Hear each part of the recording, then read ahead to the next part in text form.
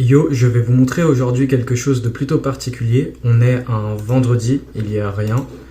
Et là, on est activement en train de trader sur le Market Open. Il est 10h04 EST. Sur ce moment-là, je vais d'abord commencer en daily pour vous montrer l'analyse du plus haut vers le plus bas. On est bullish sur le daily. On a retracé dans cette fair value gap sur le daily qui pour moi est cette IRL. Mes arrêts sur les daily. Pour ceux qui n'ont pas compris, mes arrêts sur les daily, je les mets en violet. Mes arrêts sur les horaires, je les mets en bleu. Et mes arrêts sur les minutes, je les mets en vert. Et puis après en rouge, c'est mes points de liquidité. Après, je pense en voyant mes vidéos, vous comprenez, mais ouais. Donc là, on a cette IRL, puis ERL là-haut, pour ce Market Maker Buy Model en daily. Très simple, higher high, retracement, higher low, IRL vers ERL, Market Maker Buy Model.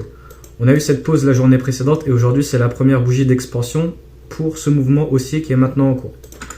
Là maintenant, le daily, on l'a bien cadré bullish. Le 4 heures, il est passé bullish parce qu'on est venu prendre ces niveaux de liquidité. On a inversé pattern de variation ici et en plus, encore plus gros, on a shifté ici là-haut. Donc le 4 heures est bien bullish et nous avons créé cette fair value gap qu'on est maintenant en train d'utiliser. Donc déjà, à partir de ce point-là, on est en train de se mettre dans une position gagnante en tradant avec l'alignement des temporalités du daily, la narrative daily, narrative 4 heures, narrative 2 heures, 1 heure. Là, comme vous voyez en 1 heure, il est bel et bien bullish et nous avons exactement la même chose que je vous ai montré en daily, mais là sur le 1 heure. Donc là, montée, retracement, IRL vers ERL, là, Market Maker Buy Model. Car là, on a retracé dans cette fair value gap sur le 1 heure, sur le 1 heure 4 heures, rappelez-vous, c'est la fair value gap sur le 4 heures, 1 heure. Bref, fair value gap sur les horaires. On a aussi cette breaker block, mais j'aime pas vraiment regarder d'autres choses que les arrêts à proximité qu'on a juste à côté du prix qui sont beaucoup plus faciles à voir, ce qui est en train de se passer. Et qu'est-ce qu'on a? On a une prise de liquidité interne à l'intérieur qui est ce swing low sur le 15 minutes avec des hauts égaux générés. On vient, on le prend et là, confirmation pour aller viser la liquidité opposée. Car là, comme on est sur un alignement bullish, et là on est en train de se mettre dans une position gagnante si on est en train de trader avec l'alignement bullish. Mais en plus de ça, comme on est bullish et on va poursuivre le programme baissier, le programme haussier, pourquoi j'ai dit baissier? Le programme haussier vers la hausse, vers les niveaux de liquidité là-haut, les hauts de Londres, les hauts de la journée actuelle et les hauts de cette journée ici, le mardi, pour poursuivre la hausse. Et nous avons formé une SMT divergence avec les bas de Londres. Donc là, je vous ai montré tout le cadrage du setup et là, il manque la dernière chose, qui est l'inversement du mouvement de manipulation ici à la fin pour aller prendre le trade et aller viser les liquidités à l'opposé. Donc là, on s'est dévié, on a pris la liquidité, PDHTF, on est aligné, on a le cadrage, on a les 6 étapes de mon modèle. Et là maintenant, en plus de ça, SMT divergence avec ES qui vient prendre les bas de Londres. Et c'est là où c'est ce que je vais vous montrer sur la journée d'aujourd'hui. Sur le Market Open, je suis en train d'analyser tout ce que c'est que je viens juste de vous montrer. Là maintenant, on a déjà atteint la draw en 15 minutes ici, c'est bas égaux, avant le Market Open. Et là, ce qui se passe sur le Market Open, on a cette première impulsion. Moi, ce que je suis en train de voir au début, c'est comment on est en train de IFVG, Market Structure Shift ici. Et pour moi, là, ça va être un scénario à impulsion directe. Ça veut dire on va juste utiliser 9h30 pour directement impulser le prix vers les niveaux de liquidité au-dessus du prix, vu que le setup, il est déjà formé avant que le Market Open commence. Il est déjà formé là, avant le Market Open. Mais ici, on fait un fake out en prenant toute cette buy side ici, en venant dans la fair value gap M15, M5 qu'on a là-dedans, pour revenir et remanipuler. On a cette autre réaction avec un petit shift par-dessus ce swing high, mais c'est pas très bon parce que là, on a cette fair value gap encore et on utilise cette fair value gap avec cette mini prise interne, cette petite prise interne, pour revenir faire une dernière manipulation, mettre le point bas à 9h41, ce qui est un peu bizarre parce que c'est pas un temps précis sur le 1 minute, mais moi je trade pas les concepts comme ça. Et là, ce qui se passe, première confirmation IFVG sur le 1 minute. Et puis, vu qu'on est genre 9h43, 9h44, qu'est-ce qu'il va y avoir juste là? La clôture de 5 minutes de 9h40 en entrant dans la macro de 9h45. Avec cette clôture, nous avons aussi cette belle clôture de Roger en 15 minutes. Et là, parfait, excellent, perfectissimo, CSD M5, IFVG M5 et création d'order block avec le CSD. Et là, je n'ai pas pris le trade. Pourquoi est-ce que j'ai pas pris le trade? Je vous ai tout montré, là vous savez, jusqu'à maintenant vous avez pas su si j'avais pris le trade ou pas. Donc c'est un peu drôle, je sais pas ça va être quoi vos réactions. Putain, il nous montre un super setup, là on a vraiment un A+ setup avec ton modèle ATM. Et là t'es en train de me dire t'as pas pris le trade, mais qu'est-ce que t'as fait? Pourquoi t'as pas pris le trade? Tout simplement parce que si vous avez suivi ma chaîne, j'ai une règle où la première draw, qui a la continuation ici, pour ce premier petit market maker buy model, doit être un minimum de 1,5 R. Et là, on a à peine, genre en mettant le stop loss en dessous du bas, on a genre le 1 R. Et la deuxième draw, pour continuer encore plus haut, c'est là. Et ce qui me gêne, c'est que j'ai classé ce trade en B parce que j'aime pas comment on n'a pas mon 2 RR minimum sur la première continuation, ou même 1,5 de minimum sur la première continuation et visé un peu plus haut, mais en ayant ce minimum de 1,5 R de mon risque, avec la première attirance de liquidité. Et bon, là, je suis en train de faire la vidéo en live maintenant pendant le market open. Je m'en fous un peu de ce qui est en train de se passer parce que là, on est complètement contre alignement. Oui, on a sweep ça, mais je m'en fous de vendre ça. Et l'US 30, il fait son propre truc. On est alignement bearish maintenant.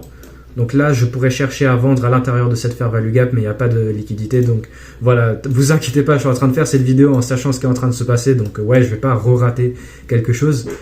Mais là, j'ai mon modèle. Mais comme vous savez, moi actuellement, je suis un type de trader plus entrée 5 minutes, 3 minutes. Mais je ne suis pas ce type de trader sur le... Là, j'ai mon modèle bien sur le 1 minute. Et en fait, ça se fait quand même bien un bon setup vu qu'on a une confirmation M5 avec le CSD que je vous ai montré M5. Et IFVG, CSD, création d'order block. Pareil ici sur le 3 minutes, parfait. IFVG, CSD, parfait. Ok, on a une entrée sur le 5 minutes et 3 minutes. Si tout ce qu'il y aurait, ça serait... la IFVG 1 minute, ce que j'aime pas trop, je vous mens pas, j'aime pas trop ce genre d'entrée super serrée, super rapide. Et bien, et que la clôture M5, je sais pas, elle serait tout là-haut, bah voilà, ça serait un vrai B que je ne voudrais pas prendre. Mais là, ça se transforme en A. Et ce que j'aime pas de ce setup, c'est que ce qui me fait classer ce trade en B, ce n'est rien à voir avec les techniques. C'est que question de RR. Et le marché, rappelez-vous, il en a rien à faire de nous. Nous, on est juste là en train de le suivre. Et juste parce que moi, ma position, mon truc, mon business de mon côté, mon RR, il est pas très bien, eh bien, je prends pas le trade. Et j'ai alors décidé, donc j'ai pas pris le trade et je suis ok parce que j'ai respecté cette règle que j'ai eue jusqu'à maintenant d'avoir la première draw à 1,5 R de minimum si elle n'est pas à ce minimum de 2 RR. Mais là, je vais changer une règle. C'est que comme ici, nous avons cette prochaine draw qui est absolument évidente, cette belle draw attirance de liquidité supérieure à haute probabilité, eh bien, je vais changer ma règle qui est je peux avoir mon RR sur la première attirance de liquidité sur ce type de setup serré parce qu'en fait, si vous réfléchissez, pourquoi est-ce qu'on est en train de faire ça très serré? Genre là, on a tout ce price action et là, en quelques bougies, 1 minute, on fait tout le mouvement. Moi, voilà, je vous ai dit que je suis un trader plus entrée 5 minutes, 3 minutes avec des trades qui durent un peu plus d'1 heure pour suivre un mouvement général sur la journée. Là, c'est vraiment un scalp plus sur le 1 minute.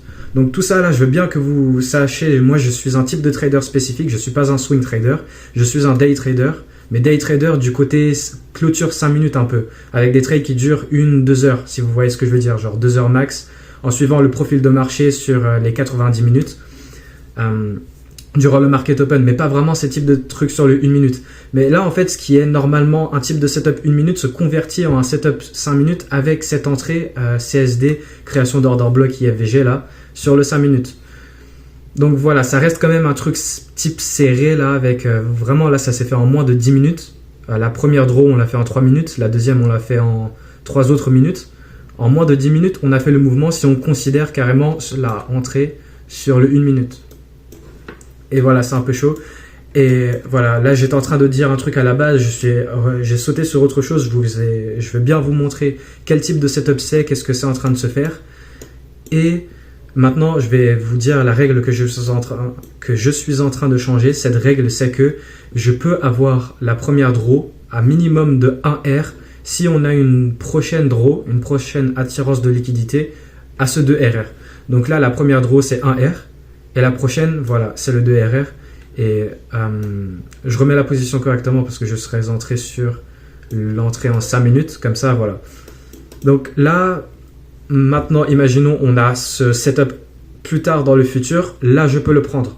Et je vais pas aller dire que ce setup je l'ai raté parce que sur le moment je l'ai classé en B pour respecter la règle que j'ai actuellement. Mais là je change maintenant la règle. Donc voilà pour la vidéo d'aujourd'hui. Je sais pas ça va être quoi le thème. Ce que je vais aussi faire, non, vu que la vidéo maintenant elle dure un peu longtemps, je vais faire ce que c'est que je voulais vous montrer. À part ça là, quelque chose qui n'a rien à voir avec le trading dans une autre vidéo. Parce que je veux pas que la vidéo elle soit trop longue.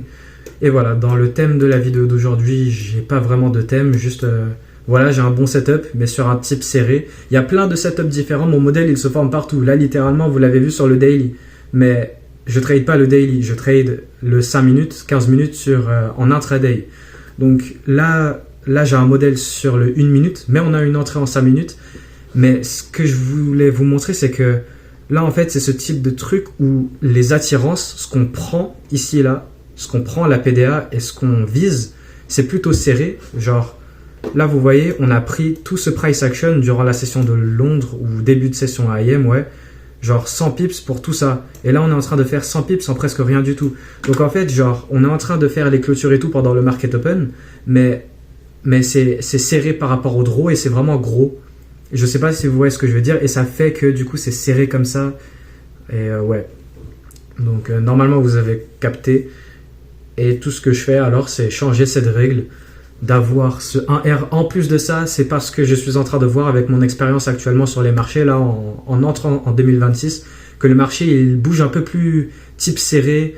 Ces types de trades sur le 5 minutes, j'ai l'impression qu'il se trouve un peu moins. Donc, je pense je vais avoir de plus en plus de trades sur le 1 minute. Et moi, j'aime pas trop ça parce que moi, je suis un gars, je suis plutôt lent pour analyser.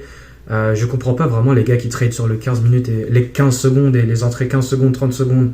1 minute même, pour moi c'est un peu dur. Moi je suis un trader un peu plus lent sur le day trading avec des setups qui sont encore plus probables parce que des setups sur le 5 minutes et tout, c'est vraiment avec le profil de marché et tout. Je vous ai toujours pas montré ça avec mon plan de trading. J'avais arrêté la vidéo sur mon plan de trading sur les 2 premières parties. J'ai la 3e partie avec des règles en plus. C'est ça que je vais vous montrer dans cette vidéo, mais sinon la vidéo elle sera trop longue. Alors je vais la montrer dans une autre vidéo. Vous expliquer les profils de marché, tout ça parce que je vous ai pas tout montré. Et cette vidéo sur mon plan de trading, elle est un peu nulle parce que elle veut rien dire. C'est juste pour vous montrer mon plan de trading, pour bien savoir c'est quoi le modèle en fait. Il faut voir les exemples de trade comme je suis en train de vous montrer là, ou en backtesting ou tout ça là. Et voilà. Bon là je suis en train de parler un petit peu n'importe comment. Mais ouais, fin de la vidéo. Et je vais juste vous montrer que là j'ai un bon setup, mais sur un scénario un peu particulier. Les types serrés sur le 1 minute, ce que je ne trade pas normalement. Mais là on a une entrée qui pouvait se faire sur le 5 minutes. Mais en gros j'ai pas pris le trade parce que c'était un mauvais RR que j'aimais pas trop, en visant la première attirance qui est même pas un R. Et puis on a le 2R en visant la seconde attirance. Mais c'est la première que je suis en train de voir et moi dans ma règle je veux le minimum de 1,5 avec la première attirance si on n'a pas le 2RR sur cette première attirance. Donc là je change la règle, je peux avoir un R de minimum sur la première attirance que si on a une prochaine attirance de haute probabilité à ce 2RR. Donc voilà pour le changement de règle, on va se voir pour la suite de mes vidéos.